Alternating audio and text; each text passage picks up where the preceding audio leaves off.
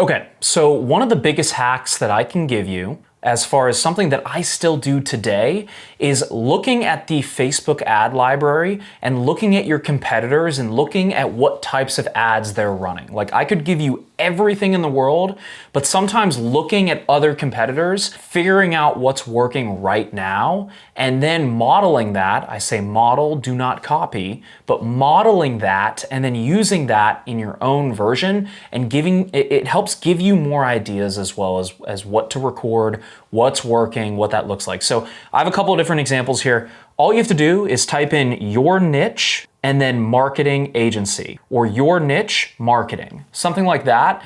And then it's gonna pull up all of the different examples of ads that are currently running right now. And the longer they've been running, which you can see, started running on August 21st. The longer the ad has been running, generally what that means is the better it's performing, because somebody's not gonna keep an ad on if it's not currently performing. So I can go in here and I can look at all of these different ads and what they look like. And there's tons in here to go through, right?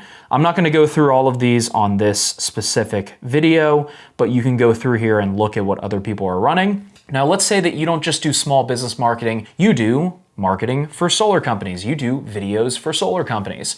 I'd type in, let's go over here, solar marketing, and then I'd go through here and I'd look at what all of these ads look like and who's running them. And I would go through here and I would start letting it load, obviously, and then going through all of these different ads and finding stuff that's applicable for me. So just put your thinking cap on and go through and figure out what's going to be applicable for you. Now, let's say that you do home service marketing. You do videos for home service companies. Whatever the niche is, go through here and look at it. So I'm gonna then go through calling all home service companies. And it just searches based on keywords, and I can go through here and start consuming these ads. And then I can also click into their funnel. I can see what their funnel looks like, and I can do market research on what's working right now.